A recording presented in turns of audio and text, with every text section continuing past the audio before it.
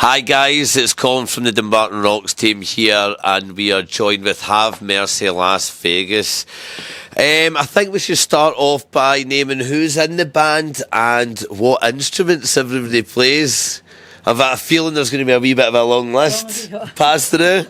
I'm Ailey and I sing, I play tambourine, and I sometimes dabble in a wee bit of instruments here and there. Foxy's not here, but he plays a fiddle. His name's Andrew. He's amazing. Yeah. Don't tell him that.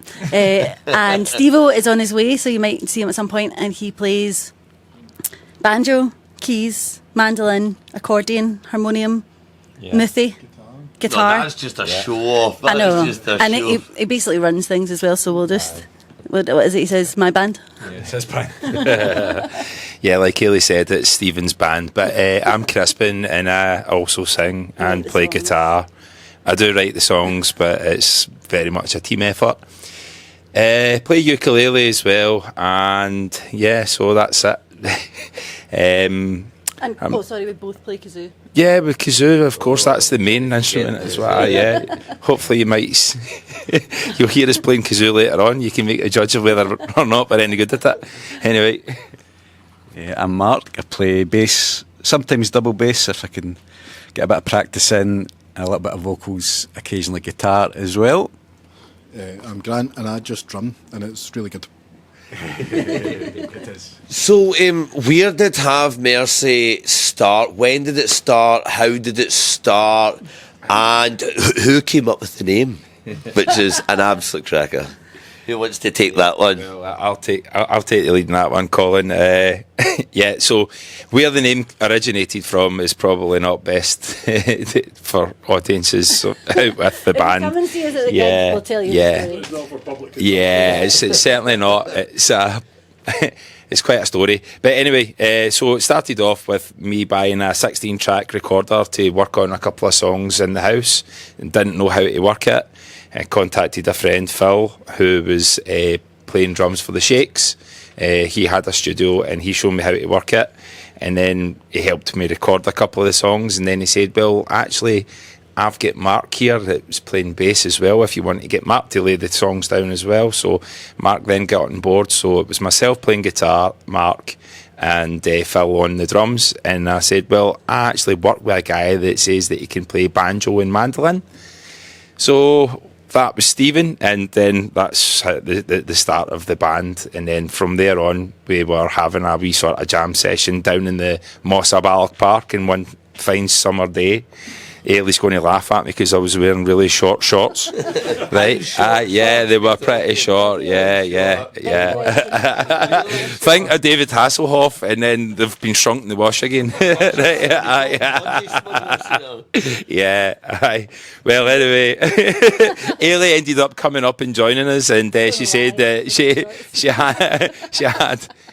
knew how to play guitar and she could sing, so she ended up jamming in with us. And then from there, that fine, fateful day, Ailey joined the band as well. So, and then we've obviously got Ailey worked with Foxy, who's the fiddle. Yeah. Oh, yeah. Actually, there's a story there as well, if I don't mind. Me and Mark and his pals were in the ABC 2 nights in a row, a Thursday and a Friday, I think. And on the Thursday, there's Steve-O coming in. On the Thursday, we bumped into my old school friend, Andrew. At the time, we were looking for a lead instrument of some kind, and bumped into him and we were like, you used to play the violin? And he's like, I used to, I don't really do it anymore. And I was like, you have to come down and play for my band and see if we're doing auditions. And he's like, yeah. Next night, exactly the same spot on the dance floor, bumped into Foxy again, and it was like, right, it's fate, you have to come down now. And he did, and he absolutely smashed the audition. Although it wasn't. Well, then we got Grant as well. So Phil left the band and Grant's joined in, and it's just we're like a family though. So that was like, when did we first start? 15 years ago. Yeah. So we've been at it a wee while, but it still feels like we all love it, don't we? Yeah. I'm speaking for everybody, but I love it. Yeah. Lifers have done less, haven't they? It's a labour of love. It really is. Just trying to get everybody together, because when we first started out as well, nobody had any families and we weren't really all that career orientated as well, and it was just primarily focused on music. But then children came along, people get married, and big jobs and stuff. Yeah, big adult jobs, and then so but like we're still plodding on, and so anything else to add to that? So that's pretty much the background of the band, aye. So you touched on there the fact, obviously, when you're writing process, and normally like it is, somebody comes with the bones of it, and then everybody builds up there. So talking about like influences, so do you all come from the kind of the same angle, or where do your influences come from? Take it. Yeah, I don't know exactly where our influences come from, but since we all started jamming, we've just always fed music to each other. So we totally, if we find something new, we send it on to the rest of the band, and they love it or hate it. And then we've been to quite a lot of gigs ourselves, apart from the festivals that we go to. But every now and again we'll go as a band, we'll go and watch another band that we all like. So there's been loads that we've shared over the years. I don't know if anyone wants to pick out one. I'd maybe pick out Bon Iver. I think that was one of the first ones we bonded over. Yeah. Anybody else? Actually, the album from Oh Brother Where Art Thou was something that actually brought us all together, like the harmonies and and just the instrumentation and the vibe. Like, we loved that. And actually, totally honest, Mumford and Sons was one of the big things that we really loved. We probably used to be able to play a lot of their catalogue because we just enjoyed their music, and they were making change in music at a time where it was very like guitar driven but in a different way, or it was kind of more pop music driven, and they were coming into more like an acoustic vocals, champion harmonies kind of thing. Thanks for holding the mic. I'm bloody interviewing her now. Aye, definitely, I would second that. Mumford and Sons was definitely heavily influenced by them, by the writing of at the start of the songs. I think we all came from different sort of like backgrounds in terms of music. Like, I came in from a sort of bluesy background, and Mark was in a indie rock band, and I was raised on country music, and like Emmylou Harris. Right, here, you can take that. I'm not bloody holding your mic anymore. I'm a diva, I don't hold my own mic. But like Emmylou Harris and like Buddy Miller, like really old school, like bluesy country stuff. And like I grew up in the church as well, so there's all kind of different like harmonies and vibes that come in from that kind of music. And so I think we all come from there together, didn't we? Yeah, we sure did. We sure did. Yeah, that's how we know each other. Yep. Yeah, we'll not go into the history of the Robertsons and the No. That's another interview, a longer interview. So, moving forward and looking forward, we have Mercy Las Vegas. Do you have anything that you believe is going to be getting released? Is there anything you're working on now, or is there anything that's just came out, or any gigs and festivals that you've got lined up that you're allowed to share with us? Yeah, Stephen, do you want to come in here and take that one? Stephen, come on in. We've got Let's Make Space. Yeah, so so we've basically got Stephen here, who is his band. Let's round of applause for Stephen. Better late than never. Timing's not his strong point.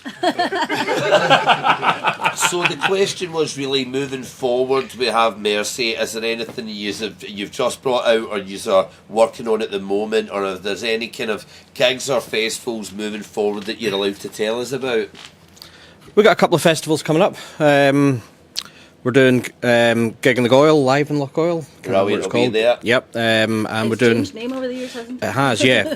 It's the same guy, Ross, that's been running it. He's a lovely guy. Yeah. And then we're doing Eden Festival. It's been a while since we had a late night. Our original late night sets at Rabbie's were always full of a bit of drunken tomfoolery and that kind of thing. And as we've got a bit older, we've maybe mellowed a wee bit. So maybe you can tell them the story about what it's going to be like at Eden Fest this year, because it's a bit of a it's going to be a bit of a highlight, isn't it? We're really looking forward to it.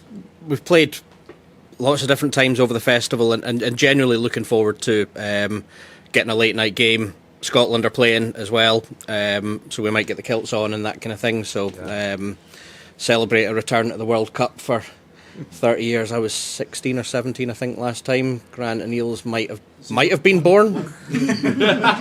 God knows. I was there. There we go. Aye, brilliant. So we're going to do a pre-game Have Mercy party.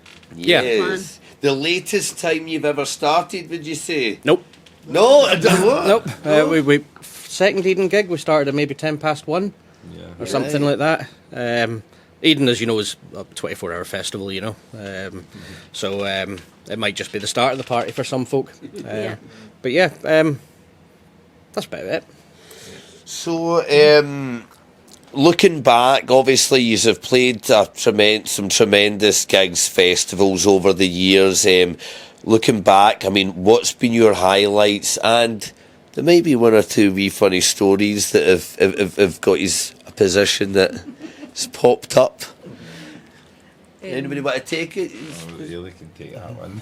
No, I'll start with highlights, because I think that there's so many stories, and like sometimes when we're out on a band night out, we'll do like a names of types of like places we've played.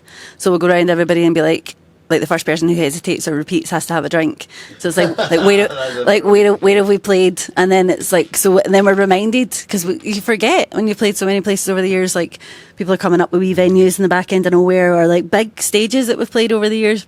Like my favourite story, we were playing Eden Festival, as we often do, as we've always done, and Coolio was playing that year, and he had like a headline DJ slot, maybe half an hour at like 10:30 on the Saturday night.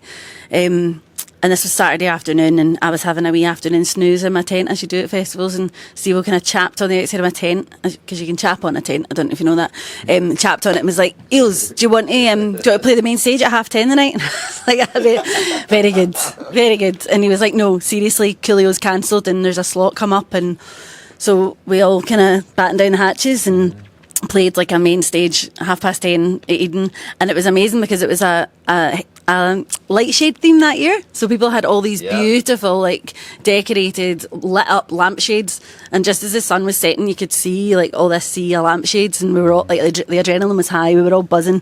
That was a highlight for me, just that moment of like looking around everybody, we were all ready and excited, and it just felt like I kind of feel we'd played main stage at Eden before, but never a Saturday night slot.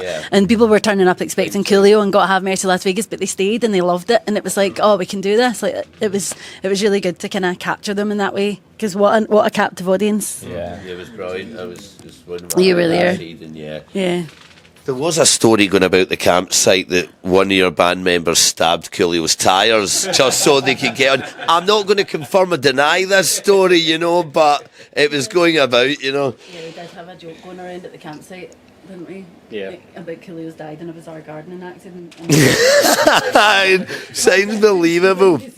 Like, so without naming a genre, how would you best describe yourselves?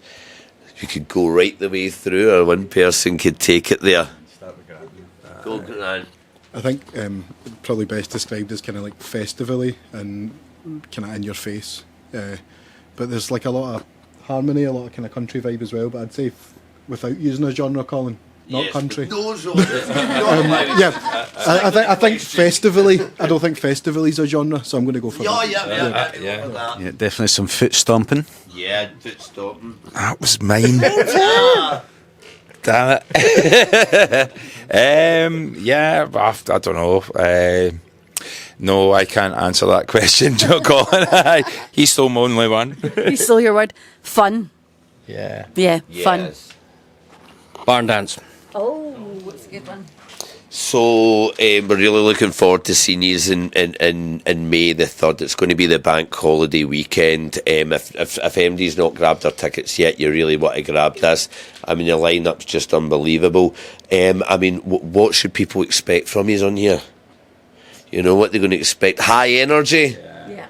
So we generally have, we've got quite a back catalogue of songs to pull from with 15 years of songwriting and working on it all. So we've got slow songs and we've got fast songs, and we can tailor to however the audience is kind of going. But generally with the energy that flows through Dumbarton Rocks, it's always high octane. So we are going to bring our A game, and as we always do at any gig, but we'll definitely be hoping to get a few foot stomping and do-si-do dancing going on. Right. Brilliant. Well, thanks very much for the Have Mercy Las Vegas guys for coming along. We really do appreciate it, and they're not one to be missed. So get on schedule, grab your tickets, and see these guys foot stomping. See you later. Cool, that was great.